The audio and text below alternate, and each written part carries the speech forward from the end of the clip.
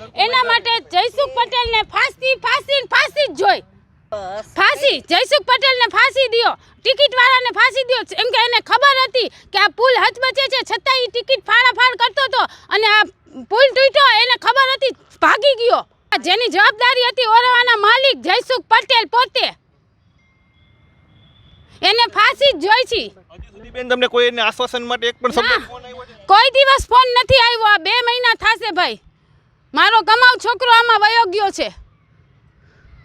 એના પૂરેપૂરા તમે માનવ હત્યારા છો, તમે ગુનેગાર છો અને તમે એક કાયર છો કે આજ સુધી દરેક જનતા સામે પાસે તમે આવ્યા નથી, કોઈને તમે શ્રદ્ધાંજલિ આપવા માટે નથી આવ્યા, માથે હાથ મૂકીને તમે એનું રુદન શાંત રાખવા માટે પણ તમે નથી આવ્યા। અમે કોઈ રૂપિયાના ભૂખ્યા નથી, અમે તો રૂપિયા મજૂરી કરીને પણ મેળવી શકશું, પરંતુ તમે એક કાયર છો કે આજની તારીખ સુધી 2 મહિના થવા છતાં પણ હજી તમે એક સંતાઈને જે કાયર હોય ને એ સંતાઈ શકે। ગુનેગાર તમે સાબિત થયા છો અને અમારા નજરોમાં તમે ગુનેગાર છો, સરકારના નજરમાં હો કે ન હો। મારું નામ જગદીશભાઈ કલાભાઈ પરમાર, હું મોરબીનો રહેવાસી છું અને જે 30/10/2022ના રોજ મોરબીની જે દુઃખદ ઘટના બની ઝૂલતા પુલની, કે ઝૂલતા પુલ જે ફરવાલાયક સ્થળ છે મોરબીનું અને આખા વિશ્વમાં જે નામથી ઓળખાતું હોય એવા પ્રેસનું એક સરસ મજાનું એક સ્થળ હતું, પરંતુ એ સ્થળ આજે કોઈ ત્યાં જોવા આવવામાં કોઈ રાજી નથી।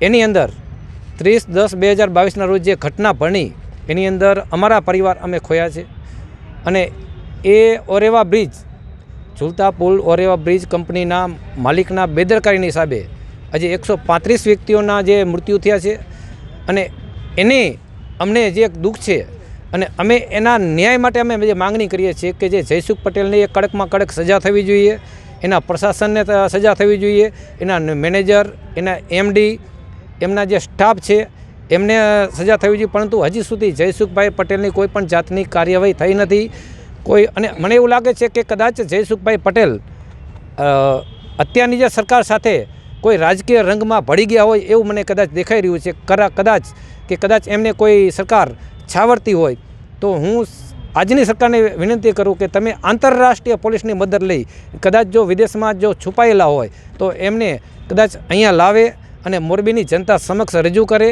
અને હું તો ત્યાં સુધી કહું છું કે અમારા પરિવાર ગયા છે 135 વ્યક્તિના પરિવારને, કે જે વ્યક્તિ આશા રાખીને બેઠા હતા કે અમને ગઢપણમાં જે અમને અમારા દીકરા રોટલા ખવડાવે, આજે અત્યારે તો એમની આવક બંધ થઈ ગઈ, કે જે 100 વર્ષના થાય તો એને આજે રોટલા કોણ ખવડાવશે? એસટી બસની અંદર જો તમે બેસો તો ફક્ત 70 વ્યક્તિની અંદર બેસાડવાની પરમિટ હોય છે, એ વધારે માણસોને બેસાડતા નથી। તો આ પુલની અંદર 150 વ્યક્તિની પેસેન્જરની કેપેસિટી હતી, તો શા માટે 1000 માણસો ભરવામાં આવ્યા? શા માટે બંને બાજુથી ટિકિટ કાપતા હતા? શા માટે કોઈ પણ જાતની પોલીસ બોલાવવામાં ન આવી? શા માટે એને બેદરકારી રાખી?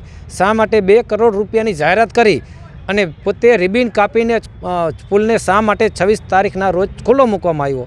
શા માટે પોતાના નામ પ્રસિદ્ધ કરવા માટે 135 વ્યક્તિઓના શા માટે જીવ લીધા? શું એ લોકો જયસુખભાઈ પટેલને ઓરેવા બ્રિજ કંપનીના માલિકને હું વિનંતી કરું છું કે તમારે આ અમારા 135 વ્યક્તિઓના મૃત્યુના કારણે તમારે પ્રસિદ્ધિ મેળવી હતી? શું તમે દરેક માણસોના જીવના તમે ભૂખ્યા હતા? હું એટલું જ કહેવા માગું છું કે જો એસટી બસની અંદર 70 વ્યક્તિ જ ભરી શકે છે તો તમારા પુલની અંદર શા માટે તમે 150 માણસો ન ભર્યા?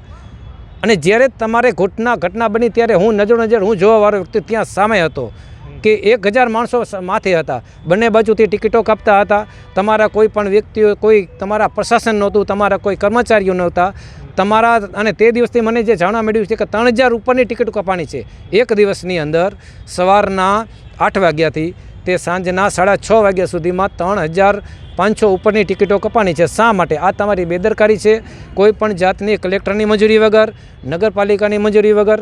અને તમે જે 135 વ્યક્તિના જે તમે જીવ લીધા છે એના પૂરેપૂરા તમે માનવ હત્યારા છો, તમે ગુનેગાર છો અને તમે એક કાયર છો કે આજ સુધી દરેક જનતા સામે પાસે તમે આવ્યા નથી, કોઈને તમે શ્રદ્ધાંજલિ આપવા માટે નથી આવ્યા, માથે હાથ મૂકીને તમે એનું રુદન શાંત રાખવા માટે પણ તમે નથી આવ્યા। અમે કોઈ રૂપિયાના ભૂખ્યા નથી, અમે તો રૂપિયા મજૂરી કરીને પણ મેળવી શકશું, પરંતુ તમે એક કાયર છો કે આજની તારીખ સુધી 2 મહિના થવા છતાં પણ હજી તમે એક સંતાઈને જે કાયર હોય ને એ સંતાઈ શકે।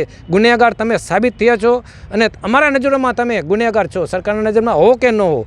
કારણ કે અને હું તો ત્યાં સુધી કહું છું કે અમે અમારા સ્વજનો ગુમાવ્યા છે, તો અમારા પરિવારને હવે પછીના જે વ્યક્તિઓને ગુજરાન જીવન મળે એના માટે સરકાર અને જયસુખભાઈ પટેલ કદાચ સરકાર એના પાસેથી વસૂલાત કરે, એની સરકાર સ્ટે લે, એના કદાચ એના જેટલી સંપત્તિ હોય એટલી સંપત્તિને કદાચ ટાંચમાં લેવામાં આવે અને પૂરેપૂરું સ્ટાફને જે અત્યારે જે સ્ટાફને જે પકડવામાં આવ્યો છે, બચારા દરેક વ્યક્તિઓ નિર્દોષ છે, એ વ્યક્તિઓની કોઈ ગુનેગાર નથી.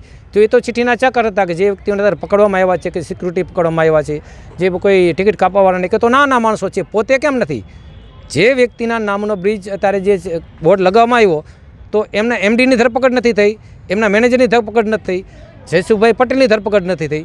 તો મારું તો કહેવાનું એવું છે કે સાહેબ અમારા વ્યક્તિઓ ગયા છે, તો હવે પછીના અમારા વ્યક્તિઓને 50 લાખની સહાય આપવામાં આવે. અને કદાચ જયસુખભાઈ પટેલને આજે હું વિનંતી કરું કે રાજસ્થાનની અંદર દરજીની એક હત્યા થઈ તો એને પણ ગુજરાત સરકારે ત્યાં રાજસ્થાન સરકારે 50 લાખની સહાય આપવામાં આવી. એમના એક પરિવારને સરકારી નોકરી આપવાની જાહેરાત કરી. ગુજરાતની અંદર કિશનભાઈ ભરવાડની હત્યા થઈ તો એને પણ ગુજરાત સરકારે 50 લાખની સહાય કરી. એક વ્યક્તિને સરકારી નોકરી આપવાની હર્ષ સંઘવીએ જાહેરાત કરી. તો આ અહીંયા મોરબીની અંદર જે ઘટના બની અને ત્યારે પણ હર્ષ સંઘવીભાઈ આવેલા જ હતા. મોરબીની ઘટના જ્યારે મોદી સાહેબ સાથે તમે દેખાતા હતા તો તમે કેમ જાહેરાત ન કરી કે એક વ્યક્તિના મરનાર વ્યક્તિને 50 લાખની જાહેરાત કરવામાં આવે, તમે કેમ ન બોલ્યા? શું તમારા તે સ્વજનો હતા? શું તમારા પરિવારના હતા? જો કિશનભાઈ ભરવાડને તમે જાહેરાત કરી શકતા હોય, એના ઘરે જઈને એની દીકરીને તમે ખોળામાં લઈ અને જો તમે એને દત્તક લઈ શકતા હોય તો અમે શું તમારા દુશ્મનો હતા?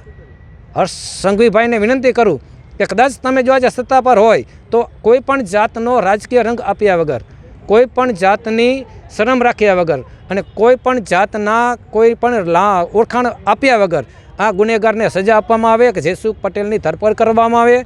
કદાચ જો વિદેશ ભાગી ગયા હોય તો આંતરરાષ્ટ્રીય પોલીસની મદદ લઈ, અને તમે તો સરકાર છો, તમે પાતાળમાંથી તમે ગોતી શકો, કેમ ના ગોતી શકો? સામાન્ય માણસ જો દારૂ પીધેલો વ્યક્તિ પકડાઈ જતો હોય તો આ તો સામાન્ય માણસ છે, આ તો ઉદ્યોગપતિઓ છે, શા માટે ના પકડાય? કારણ કે હું તો ત્યાં સુધી કહું છું કે સાહેબ દરેક જે વ્યક્તિઓ મર્યા છે એને 50 લાખની મદદ કરવામાં આવે.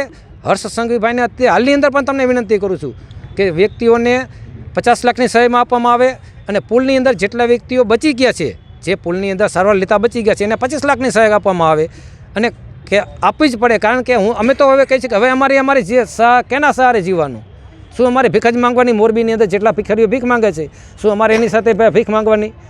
જો આ હવે પછી એને કડકમાં કડક સજા થાય, કે જો સજા નહીં થાય તો અમે માનશું કે અમારા કાયદા ઉપર દરેકની વિશ્વાસ ઉઠી જશે અને અમે માનશું કે કદાચ આ ગુજરાતની જે કાયદા વ્યવસ્થા છે એ કથળી ગઈ હોય એવું મને લાગે છે. કે 2 મહિના થવા છતાં વચમાં તો જે ચૂંટણી હતું, આચારસંહિતા હતી, અમને એમ હતું કે ચૂંટણી પછી કોઈ કાર્યવાહી થશે, પરંતુ હજી કોઈ કાર્યવાહી થઈ નથી.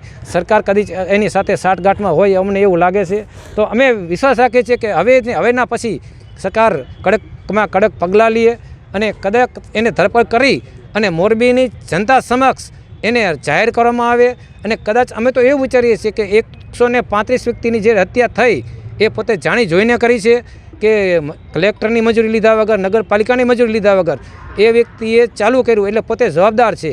અને મેં તો ત્યાં સુધી માનીએ છીએ કે અમારે તમારા કોઈ રૂપિયા જોતા નથી, અમારે તમે 1 કરોડ રૂપિયા આપો તો અમારે જોતા નથી.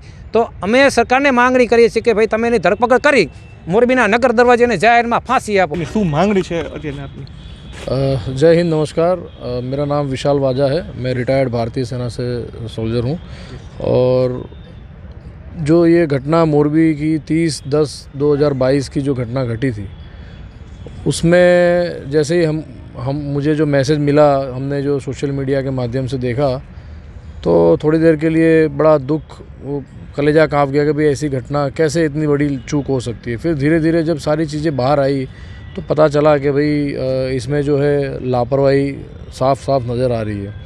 तो मुझे ये चीज़ जो है थोड़ी खली, और मैं ये मानता हूँ कि जब एक भारतीय सेना का जवान शहीद होता है तो पूरे गुजरात के लोग जो है उसको विदा करने के लिए नम आँखों के साथ में सड़कों पे आ जाते हैं। तो मैं भी एक भारतीय सेना का जवान हूँ, मैं रिटायर्ड हो गया हूँ, तो क्या मेरी एक नैतिक फ़र्ज़ बनती है कि सोल्जर भी कभी जो है वो ऑफ ड्यूटी नहीं होता है। तो मैंने इस चीज़ को अपने कंधों पे लिया और जिम्मेदारी के साथ मैंने हर एक मृतक परिवार के तकरीबन सबके घर पे मैं जा के और उनसे बातचीत की, और उन्होंने एक मुख्यमंत्री को आवेदन पत्र जो दिया है वो पत्र मैंने सबके इकट्ठे किए और जानने की कोशिश की कि भाई टोटल मृतक परिवार कितने हैं। जिस प्रकार से सरकार ने लिस्ट जारी की है उतने ही यहाँ पे मेरे को नज़र आए, लेकिन अंदरूनी बात कुछ ऐसी भी जानने को मिली है कि काफ़ी सारी जो है डेड बॉडी या जो कोई बाहर से आए हुए आदमी थे वो लावारिस लाश में या इसमें उसमें उनको तब्दील कर दिया गया। तो ये सब चीज़ें नहीं होनी चाहिए। इंसान ही होता है, वो भारत का नागरिक है, चाहे भारत का क्या, अगर बाहर से भी कोई आता है और इसके साथ ऐसी वो होती है तो उसकी डेड बॉडी वगैरह जो है अपनी कमियों छुपाने के लिए किसी का गला घोट देना ये गलत बात है। उसके साथ साथ मैंने जो है मुख्यमंत्री श्री को भूपेंद्र भाई पटेल को एक चिट्ठी लिखी है, राज्यपाल श्री को लिखी है, महामहिम राज्यपाल श्री को, और उसमें मैंने कुछ 4-5 पॉइंट मेरे जो है मैंने जताई है इच्छा है कि पहली बात तो अगर आप देसी शराब पी के कोई मर जाता है, यहाँ लट्ठा कांड जिसको कहते हैं, तो उसमें 4 लाख रुपए मृतक परिवार को देते हो। तो यहाँ पे कोई देसी शराब पीने नहीं गया था इस ब्रिज, हेरिटेज ब्रिज के अंदर, ठीक है। तो पहली बात तो, और दूसरा कि ये छोटे छोटे बच्चे थे जिनकी उम्र जो है हम मान के चले गए 2 साल से लेकर कई तो गर्भ में थे, तो वो देश का भविष्य था। उसमें से कोई राष्ट्रपति बन सकता था, कोई डॉक्टर ही बन सकता था, कोई इंजीनियर बन सकता था, कोई वकील बन सकता था, कोई अच्छा खासा बिजनेसमैन बन सकता था, हो सकता है जयसुख पटेल से भी बड़ा बिजनेसमैन मोरबी को मिलता है ना। तो बहुत सारी चीज़ें इसके अंदर है। वो छोटे छोटे बच्चे जो है इसके अंदर चले गए, ज़्यादातर मात्रा में 80% की मात्रा में जो है बच्चे गए हैं। तो देश का फ्यूचर इस ब्रिज के साथ जो ये घटना जो टूटा ब्रिज, उसमें देश का भविष्य गया। तो ये जो भविष्य गया है, तो इस भविष्य की कीमत सरकार 4 लाख रुपए अगर आंकती है परिवार को देके तो गलत है। बाद में उन्होंने 4 लाख रुपए और दिया, तो कहीं ना कहीं सरकार हर चीज़ को महसूस, मेरे जैसा एक फ़ौजी बाहर आए और फिर बताया कि भाई आप गलत कर रहे हो, ये कर रहे हो, वो कर रहे हो, तब जाके आप अभी भी जो है उन्होंने एक त्रुटि रखी है कि मैंने न्यूज़पेपर में 1 हफ्ते पहले पढ़ा था कि 10 लाख रुपया जो है मोरबी के मृतक परिवार को देने की हाई कोर्ट ने इच्छा जताई, मतलब एक आदेश पारित किया होगा। तो उन्होंने जो है पहले 4 लाख रुपये राज्य सरकार ने दिए, 2 लाख रुपये केंद्र सरकार ने दिए, और 1 लाख रुपया जो है राजीव परिवार की महारानी साहिबा, जिनका इसमें कोई, उन्होंने तो दे दिया था सरकार को, और सरकार ने जो है जब देखा कि हम नहीं चला सकते उन्होंने किसी और को दे दिया। तो राजीव परिवार ने भी 1 लाख रुपया आके दिया। ऐसे मिला के टोटल जो है 7 लाख रुपये होते हैं, ठीक है। तो उसके बाद में जो है सरकार ने फिर जो है 4 लाख की घोषणा की, क्योंकि सुप्रीम हाई कोर्ट का या किसी का आदेश आया होगा, तो वो बोल रहे हैं कि 10 लाख रुपए की सहाय सरकार ने की। मैं सरकार को पूछना चाहता हूँ आपकी चैनल के माध्यम से, और सारे गुजरात के 7 करोड़ जो जनता है उनसे ही पूछना चाहता हूँ कि जिनको हम सिलेक्ट करके इलेक्ट करके इन सत्ता पे बिठाते हैं, उनका मैथमेटिक्स शायद ख़राब है या कच्चा है या पढ़े लिखे नहीं है। आप मुझे बताइए कि आपने 4 लाख रुपये गुजरात सरकार ने पहले दिए, 4 लाख रुपये गुजरात सरकार ने बाद में दिए, तो 4 और 4 का टोटल 8 होता है। तो आप न्यूज़पेपर में और अखबार वालों को भी मैं कहना चाहता हूँ कि क्यों ऐसी भ्रमितता से गलत न्यूज़ छाप रहे हो। आप 10 लाख रुपया सरकार ने दिए, सरकार ने 10 लाख नहीं दिए, सरकार ने सिर्फ 8 लाख दिए। गुजरात सरकार ने सिर्फ 8 लाख रुपये दिए। 2 लाख रुपया जो है केंद्र सरकार ने दिए। केंद्र सरकार जो है सेंट्रल गवर्नमेंट ऑफ इंडिया में आती है, गुजरात सरकार जो है वो गुजरात की गवर्नमेंट है। तो ये 2 लाख रुपये की भी चाँव करने की नीति है, या नीयत ख़राब है, या गणित नहीं आता है, या पढ़े लिखे नहीं है, वो मेरे को समझ में नहीं आता है। लेकिन मैं तो 10 लाख से भी नहीं मानता हूँ। मेरा तो ये मानना है कि कीमत आँकी नहीं जा सकती, क्योंकि देश का भविष्य गया है।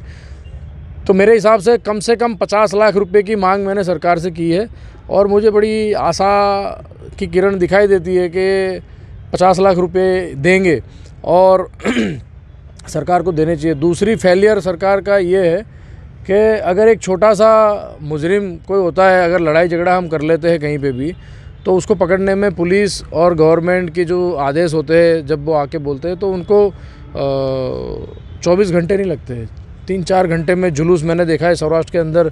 किसी क्रिमिनलों का सड़कों पे जुलूस निकाला जाता है कि भाई देखो हमने ये पकड़ा, ये है वो है, बना।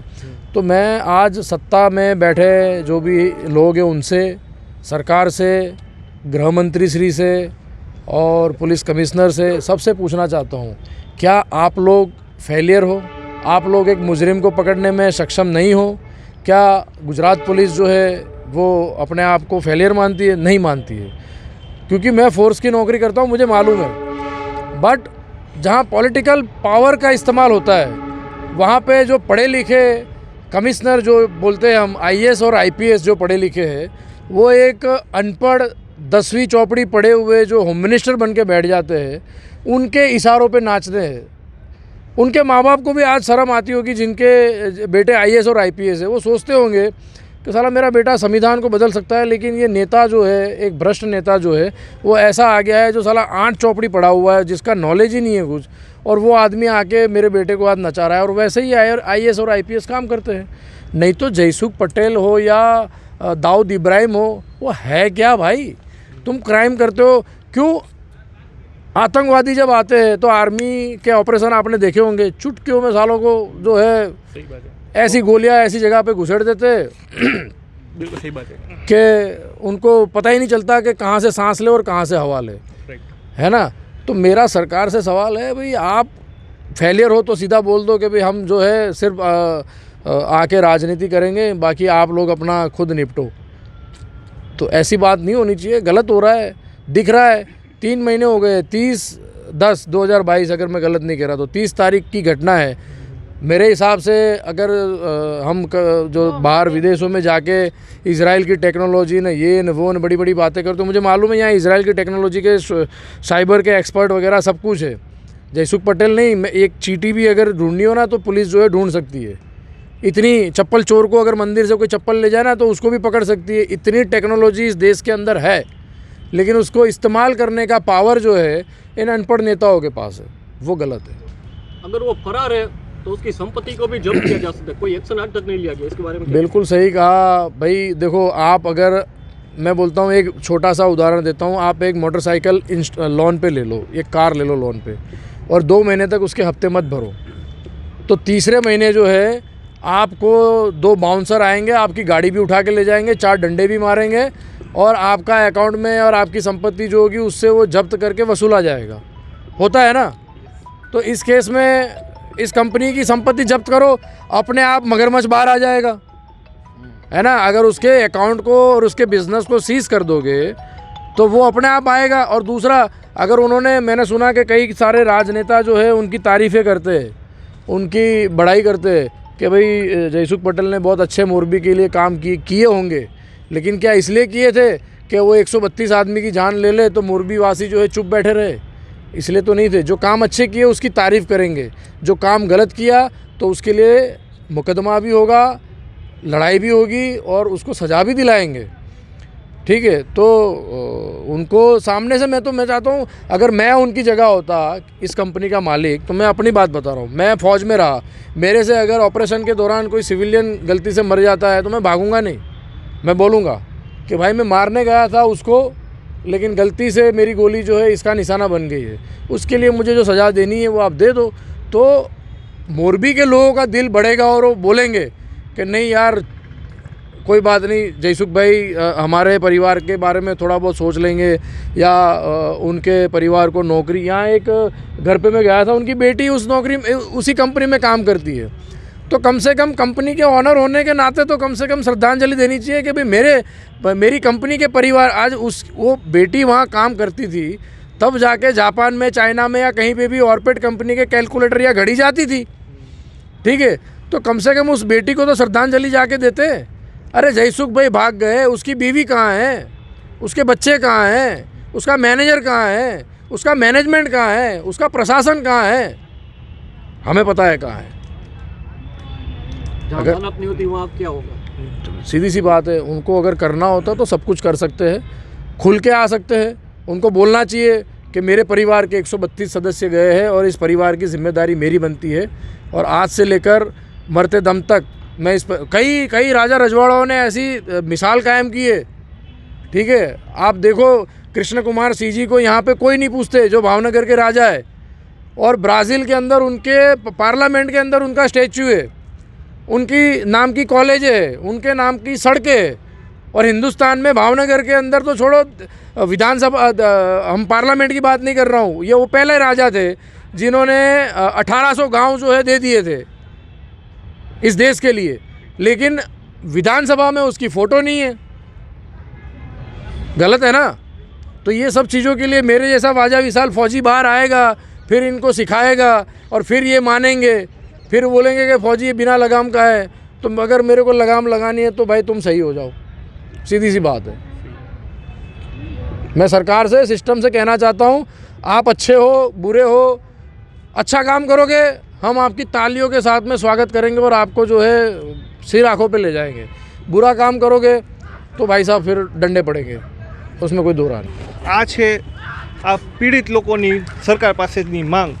આટલા સમય વીતી ગયા પછી પણ જો ન્યાય ન મળે ત્યારે લોકો એવું અનુભવી રહ્યા છે કે ન્યાય જો દેરીથી મળે તો એ ન્યાય ન મળ્યા બરોબર જ કહેવાય છે। આથી સરકાર જેટલો ઝડપી બને એટલો ન્યાય અપાવવા માટે સક્રિય પગલાં લે તેવું આ પૂર પીડિતો ઈચ્છી રહ્યા છે।